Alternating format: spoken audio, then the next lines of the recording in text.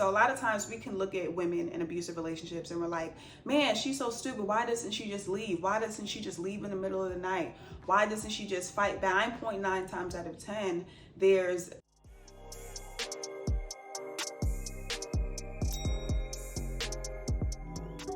Hey guys, this is Saphina. Welcome back to my channel. So I wanted to get on here and make a quick testimony video about how I came to Christ. Now, if you've been following me for a while, you know that a lot of my content centers around being a believer, trusting in God, walking by faith, trusting God in dating, all of that good stuff. Okay, so I figured why not make a video of how I came to Christ. Why not? I got saved at the age of 19 years old. So I was in an abusive relationship from the ages of 15 to 19. He was 4 years older than me. I was really young, really insecure, and just trying to navigate my way as a young girl, as most young girls do at that age.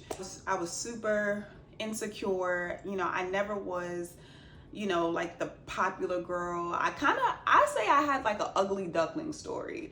Okay, like I was very awkward. I was very, you know, just really insecure. So I met this guy, we were in a relationship for 4 years, and it was super abusive. At the age of 16, so about 1 to 2 years into the relationship, I ended up getting pregnant. And I got an abortion, and I wrote a little bit about my testimony in my book, Church Girl Culture versus Christ. And I just talk about how numb I felt, because at that time, you know, I wasn't saved. I didn't really understand who I was, what I was doing. I just knew that I was in this relationship. And the thing about an abusive situation or an abusive relationship is that it's not just a physical thing, it's a mental and emotional attachment that you have to this person, right? So it's telling the victim, right? They're telling these lies that you as the victim begin to believe. So lies like, no one will ever love you. No one will ever care about you. I'm the only one, you know, that really loves you. So in my mind, I'm thinking, nobody loves me. Nobody cares about me. So I'm stuck in this relationship. I can't go anywhere, because where am I going to find anybody else that loves me? My family doesn't care about me, which wasn't true. My friends don't care about me, which wasn't true.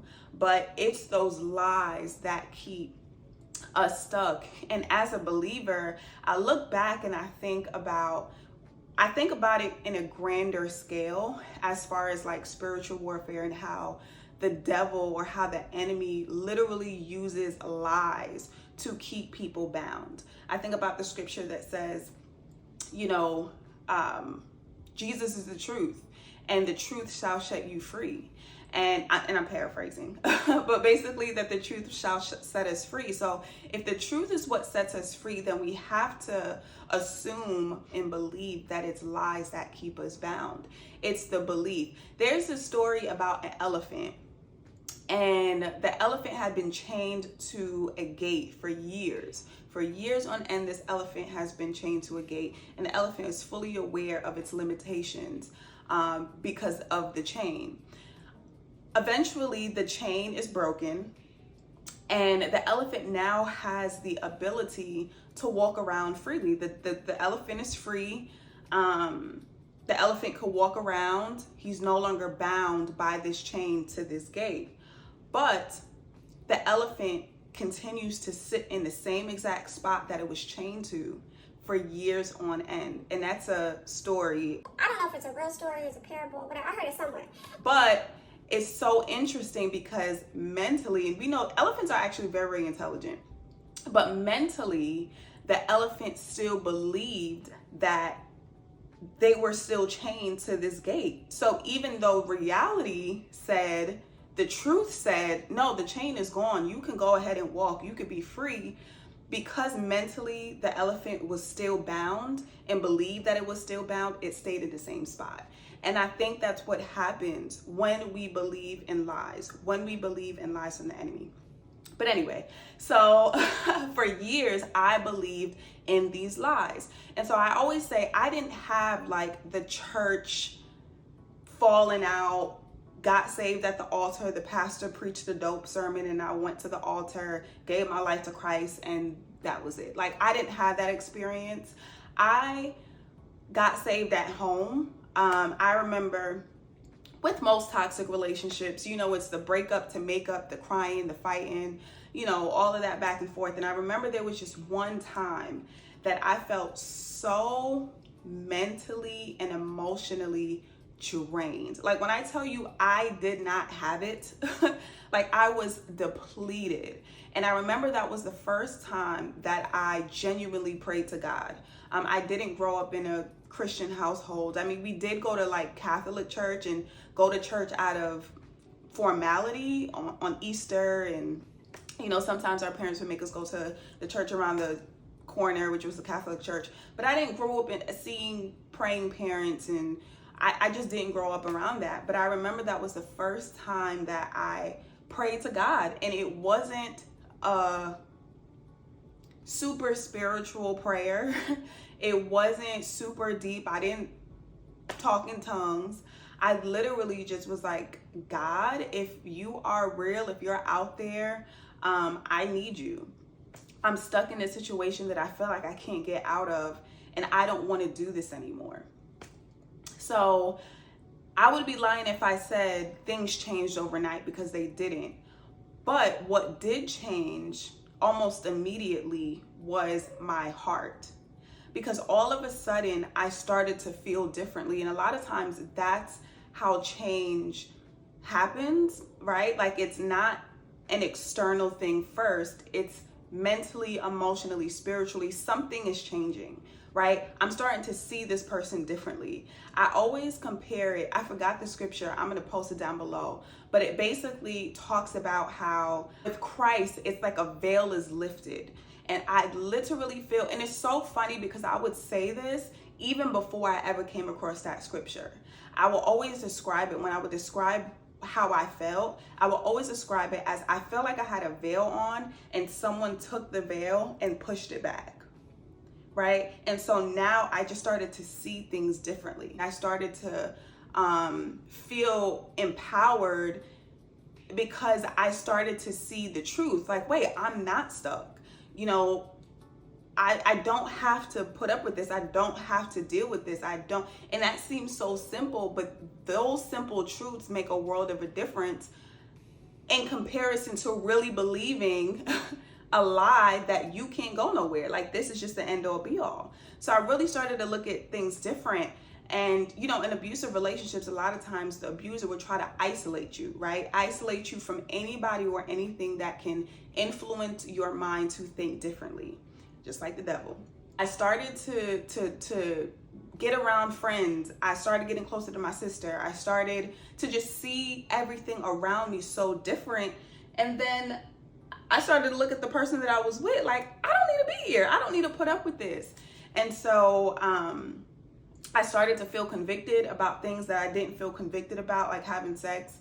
I started just seeing things differently. So long story short, we got into a final disagreement, and I knew, because I had prayed, I said, God, I need you to give me a way out. And I promise you, when you give me a way out, I am going to take it. And so I think maybe the next day or a couple days later, we had gotten into it, and I knew immediately that this was my way out. And so I had ended the relationship, and I was serious. And, you know, he did the crying and popping up at my house and all of that, but I knew this was different. And so that started my relationship with Christ. That started my relationship with God. And at the time, I was a part-time waitress at Applebee's. I was a college student at FIT. I went to school for fashion design. And then I was also an intern at Teen Vogue. So I was like doing all of this stuff. And I remember just that encounter that I had with God. I was so desperate and so thirsty for God, you know. And I remember I had this old Bible that was in my house. No one would read it. It literally had dust on it. But I just started reading it, and I didn't fully understand. I'm not gonna lie, I didn't fully understand what I was reading, but I just had this hunger and thirst. And I kind of put a halt to everything that I had going on. I was super busy, and I put all of that on hold, and I just would consume sermons all day, every day. I would read the Bible all day, every day. I was just so thirsty and hungry. Eventually, I joined a church and I started to serve. And my journey has not been perfect. If you've been following me for a while, you know I keep it very real. It's not like I got saved and it's been perfect ever since. I've been saved for like 11 years now. So it definitely has not been perfect. Let me tell you that. But one thing that I feel like, and I've discovered about myself, is like I am called to the everyday woman, right? Because I think about my story and I'm like I said, I didn't have this like super spiritual churchy experience.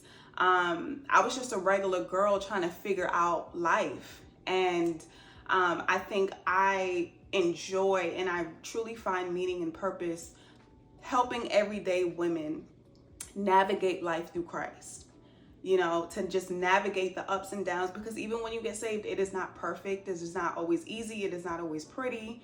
But it is so worth it. And so that is my testimony. That is my testimony. So hopefully it blessed you. Hopefully I said something in this video that resonated with you. You can always follow me on Instagram. Just join TikTok. And I have an email list if you want to join my community. I do send out, you know, weekly words of encouragement. So feel free to join that. But yeah, thank you guys so much for watching my video. I love you guys, and I'll see you in my next one. Bye.